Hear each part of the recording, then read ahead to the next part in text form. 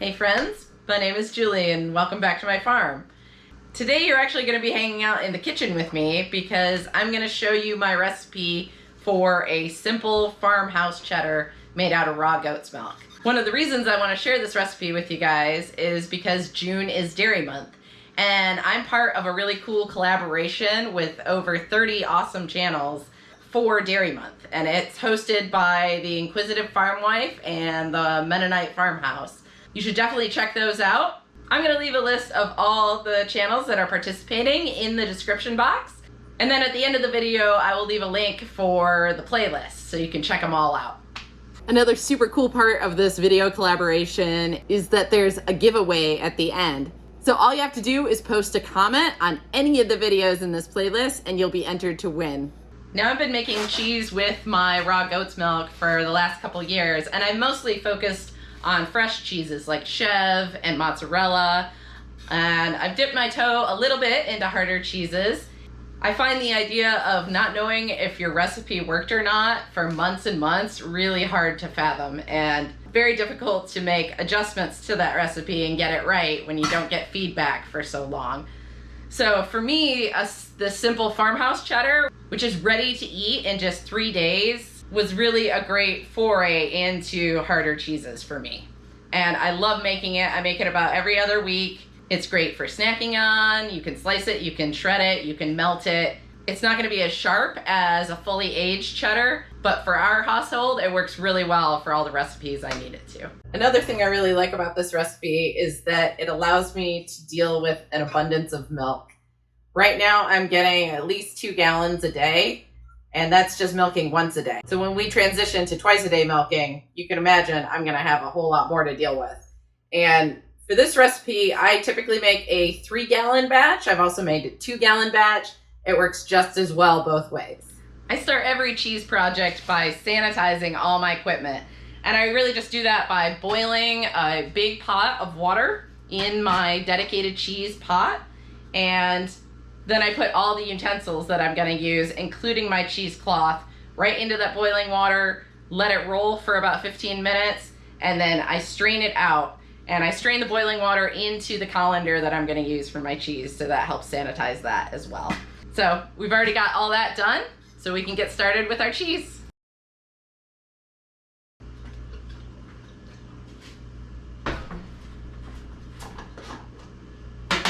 We're just going to start by pouring all our cold milk into my sanitized stainless steel pot, and then we're going to mix it together really well and make sure all this milk and cream is mixed together really thoroughly.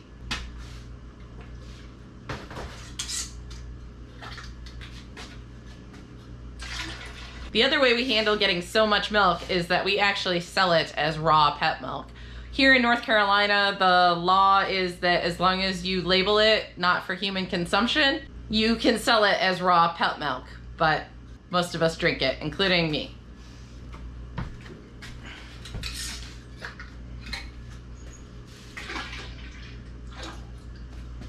In some cheese recipes, they are going to call for heating the milk to a degree that it will pasteurize it some. In this recipe, I don't take the milk over 100 degrees, and that even then it's only for a very short time. So I do consider this a raw milk cheese still. The aging process is also considered a way to pasteurize the cheese. For this recipe, we're only really aging it or drying it really for 3 days before we start to eat it. Eventually, I do want to experiment with aging this for longer in my little wine fridge and just compare how much it changes the flavor.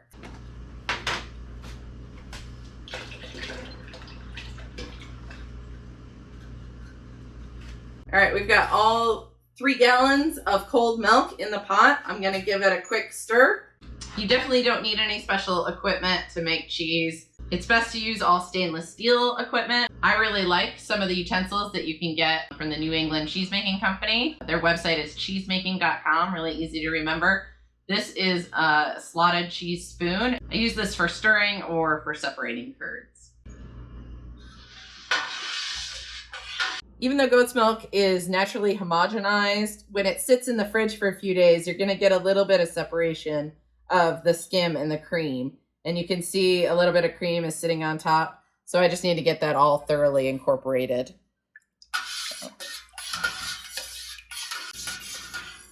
This milk doesn't have any kind of culture or rennet in it, so I can just stir this as aggressively as I want. But there is a proper stirring method when you're making cheese, and that method is to just slowly bring your spoon up and down. But like I said, there's no additives in this right now, so I can just stir away. All right, so this looks much better. Next step is to add our calcium chloride. If you're using pasteurized milk, you definitely want to use the calcium chloride, but for raw milk, it can help increase the yield of your cheese as well. So I go ahead and use it. I only need a 1/4 teaspoon, which I'm going to dilute in a 1/4 cup of cold water.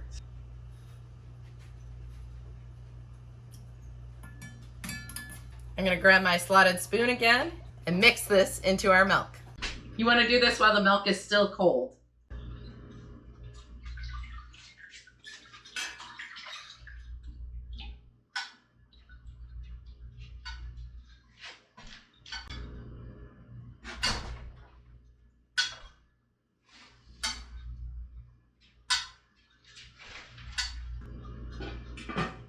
All right, time to heat our milk.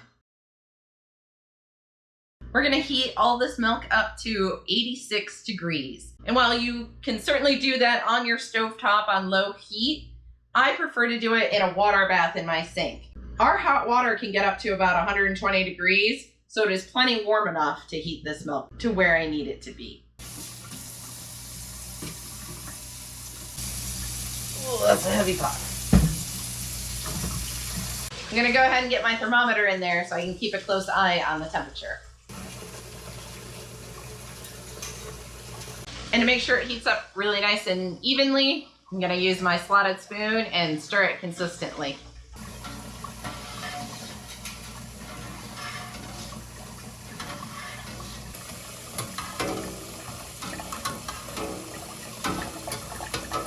I am gonna need to heat this milk up again at a later step, so I'm gonna go ahead and keep my pot in the sink.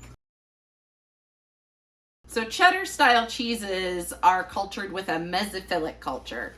And I've used 2 different ones and they both work great. This is the C101 mesophilic culture. It comes in individual little packets that are perfect size for a 3-gallon batch of this cheese. I also buy it in bulk, and this is called the MA11 mesophilic culture, and I only have to use about a 1/4 teaspoon of this for my 3-gallon batch. So either one works great. Today we're gonna use the MA11.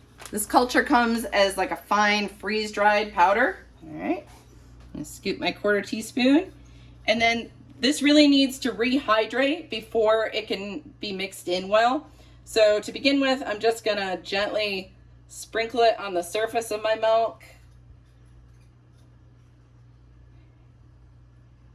And then we're gonna let this sit for at least 2 minutes to let it rehydrate before we go ahead and mix it in.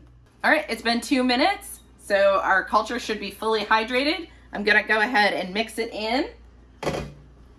I'm gonna do this gently with this up and down motion. Especially in a deep pot of milk like this, you wanna make sure that your additives reach all the way through to the bottom of the pan. Get all the milk makes contact with that culture. I'm gonna do this for about a minute. Then I'm gonna let this pot rest undisturbed for at least 45 minutes. I actually tend to leave it for closer to 90 minutes. I find that you get a little bit fuller flavor in your cheese if you let that culture fully ripen. All right, we'll set a timer for 90 minutes. It's been about 90 minutes, so our culture should be good and ripened. I'm gonna go ahead and check the temperature because for this next step, we really want the milk to be at that 86 degrees. Okay, it looks good. We're maintaining our temp. So now it's time to move on to adding our rennet. I use an animal rennet. You can get a microbial rennet as well. And it comes in either liquid or tablet form. I like the liquid form For this 3-gallon batch of cheese, I'm gonna need about 3/4 of a teaspoon, and I'm gonna dilute that in about 3/4 cup of cold water. All right. Stir that in really well. I'm gonna grab my favorite slotted spoon again. And I'm gonna show you the proper technique for adding rennet to your milk. So you really wanna get it dispersed well. And once you've added it to the milk, you wanna start stirring immediately. We're gonna use that gentle up and down motion. And we're only gonna do it for about 30 seconds. Once this rennet starts to set your curd, you don't want your stirring motion to break those curds too early. So here we go.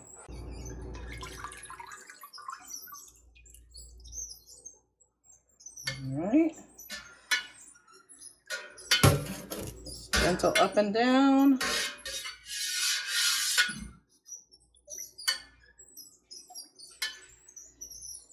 Making sure we get that rennet thoroughly incorporated into all this milk.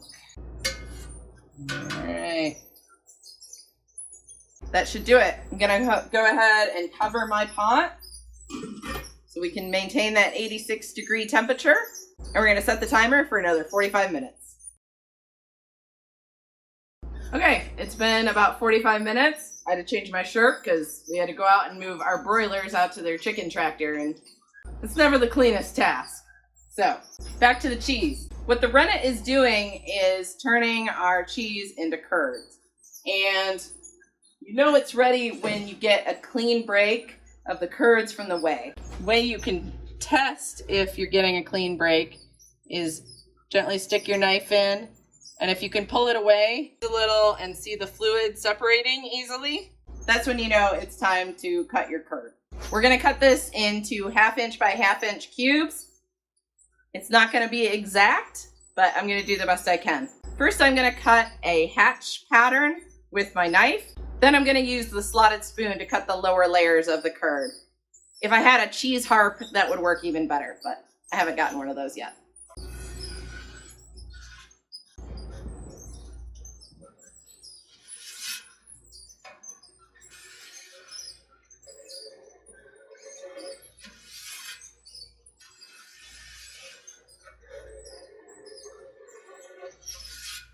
So first I'm gonna cut it one direction, trying to keep my lines straight and parallel, but it's gonna wobble around on you a little bit, so you just do the best you can. You don't wanna rush this. You don't wanna disturb your curd too much and have it all break apart on you. I'm just using a regular old kitchen knife. They make cheese knives that work a little bit better for this, but you don't need anything fancy. This works just fine.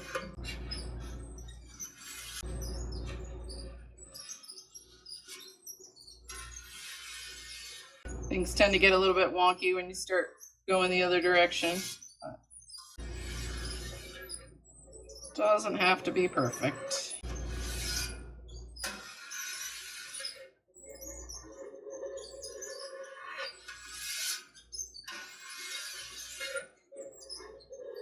And then we cut the layers. So you can't really see what you're doing, so you just kind of have to wiggle your spoon under there, and then I just sort of twirl it around in a corkscrew fashion. Try to guess that I'm going about a 1/2 inch deeper with each rotation. In the next step, we'll have a chance to cut some of the bigger pieces into smaller right-sized curds. So again, you don't need to be super accurate with this step. And then when I hit the bottom of the pan, I want to go all the way around. Make sure it's nothing sticking to the bottom. All right. Okay, now that we've got all our curd cut, I'm gonna put the lid back on. We're gonna let this rest for 5 minutes to let the edges of those curds heal a little bit and get a little bit of a skin to them. So our curds have been healing for 5 minutes. The next step is to heat this whey up to about 100 degrees. While we're doing that, we're going to gently stir the curds and lift them up out of the whey. And if I see any really big ones, I'm going to have my knife ready to cut them into smaller pieces. So I'm going to do this with my water bath again. And gently go underneath these curds. And they're already going to be sticking together a little bit. So I'm going to wiggle my spoon up, and you can already see some big pieces are coming up from the bottom. So I'm just going to take my knife and give those a little slice. Try to get them closer to that 1/2 inch size.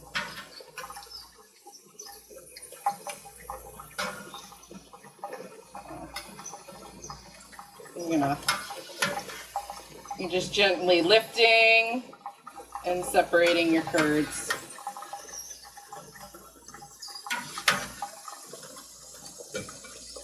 This process can take up to 1/2 hour. It's usually closer to 15 minutes for me.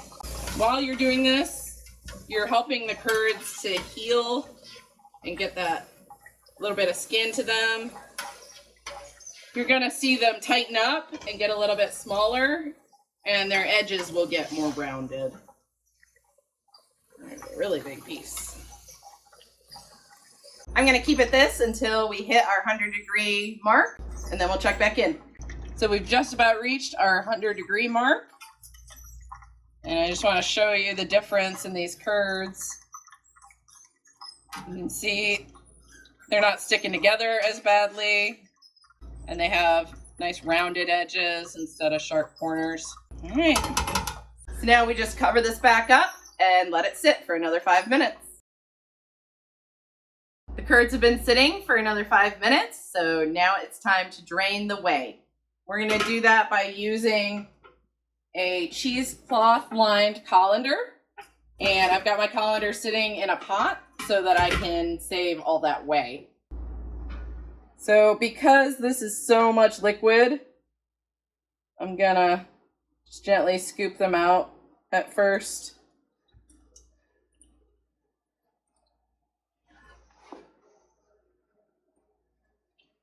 Because this pot is really heavy. And if I tried to pour the whole thing, it would probably just splatter everywhere. You can see the curds have formed a bit of a mat where they're sticking together. That's fine. Because in the next step, we're going to go ahead and break them apart again. So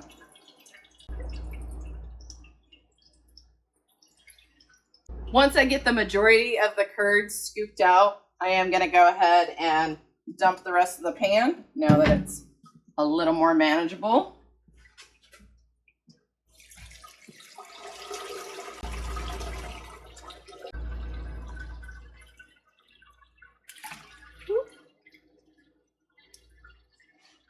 There goes that last little bit. Taste them without salt. They're a little bit bland, but still really delicious. So we've got all our curds in the colander. We're going to go ahead and cover it so that we can keep this warm while it drains. I'm also going to leave all that whey in this pot below because that's going to help heat it a little bit. It's going to make the curds a lot easier to work with when it's time to break them apart and salt them. So we're going to set the timer for an hour, and then we'll come back and do that. So our curds have been draining for an hour now. We'll go ahead and take the lid off. And I start by just separating my curd mat from the cheesecloth a little bit. And I like to flip it over so it can release any whey that was trapped on top. And then I'm just going to start breaking this back apart. So you're not going to get it back into individual curds exactly how it was, but this step is necessary to release that last bit of whey that's trapped between the curds. I can feel that moisture coming out as I break them apart. This is probably the most laborious step of making this cheese. This is going to take me a minute to get this all broken apart.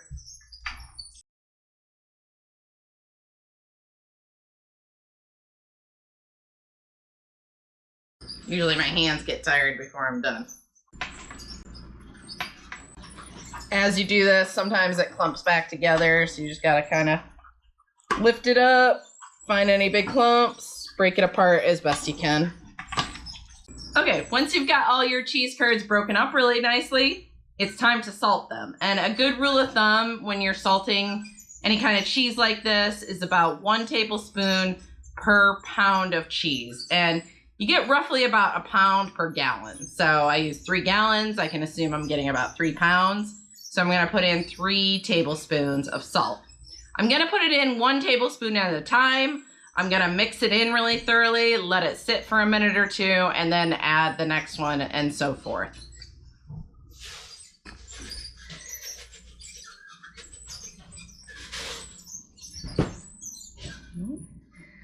Just gonna sprinkle it on there. You may want to wear gloves if you've got any cuts on your hands, but I'm just diving in.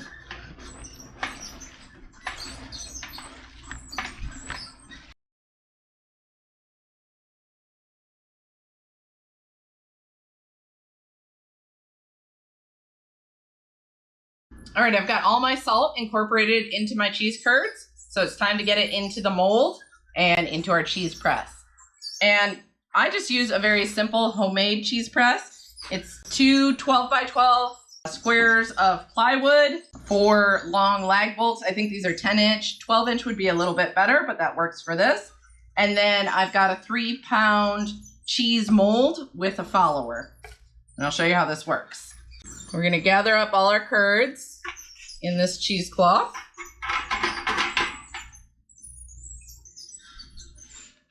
We're gonna press it into our mold.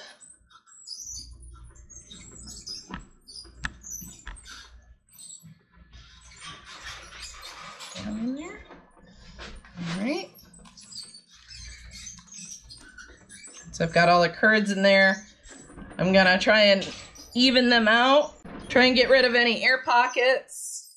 I've got my board covered with just a little bit of plastic wrap because this cheese is gonna expel quite a bit of whey and I don't want it soaking into this wood.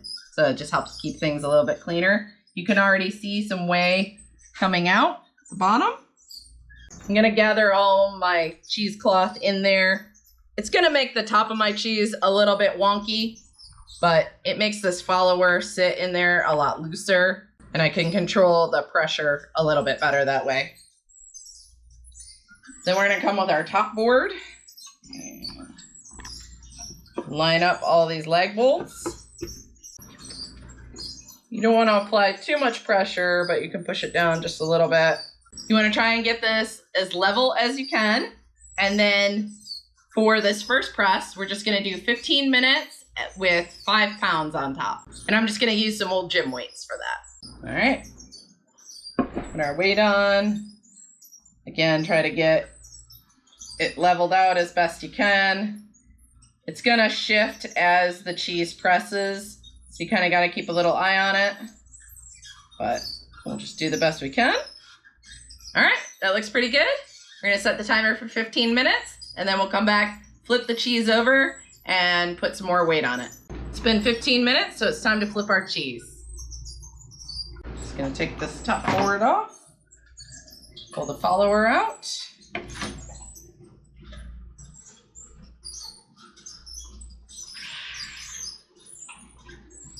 All right, just kind of gently unwrap your cheese. You might lose a curd or 2 from the edges, but that's fine. All right, we're gonna try and gently flip it, and you can see it's already coming together. A nice little wheel of cheese. Slide it back in to our cheesecloth lined cheese mold. Tuck it back in. Get this as level as we can. There. We're gonna put the follower back in, put our board back on top. And for this round, we're gonna use about 12 pounds of weight. So I've got our original 5. I'm gonna add another 5 and a 2.5, so it's really 12.5 pounds. All right. I'm gonna try and get it level. All right, that's pretty much it. We're just gonna leave this for about 12 hours. So I'm gonna leave it overnight. And then in the morning, we'll check back, we'll unwrap it, and we'll start our aging process. All right, friends, it's the next morning, so let's see what our cheese looks like. So we just take the press apart, take that follower out. Pull this out of here. This is one of the main reasons you want to line your molds with a cheesecloth, because it's so much easier to get them out. Come on in, you can see. So not a flat surface because of that cheesecloth being bunched up on the top, but really smooth. You can see, especially this side, you can see how smooth it is. See how well those curds have knit together. And that is our cheese. So now all we have to do is I'm gonna stick it in the cheese fridge for 3 days, and I'm gonna flip it every 12 hours. And all that's gonna do is let it dry out a little bit. It's gonna get a little bit of a rind, and you wanna see like a nice butter color to it. You can also just leave it on your counter to dry. Just loosely cover it on your countertop, that works too. But let's go ahead and put it in. And in a couple days, I'll show you what it looks like. Well, it's been 3 days and our wheel of cheese is finally done. I can feel that it's much drier and it has a little bit of a rind to it. And you can see it's developed this beautiful butter color to it. Now all that's left to do is enjoy. I hope you guys will enjoy checking out all the other videos in the June is Dairy Month playlist. Be sure to post a comment in one of the videos so you can be entered in the giveaway. And the drawing for that giveaway will be on July 5th on the Inquisitive Farm Wife's channel. So if you do enter, make sure to tune in on the 5th to see if you've won the grand prize. I wish you the best of luck in your own cheese making. Thanks for watching, guys, and we'll see you next time.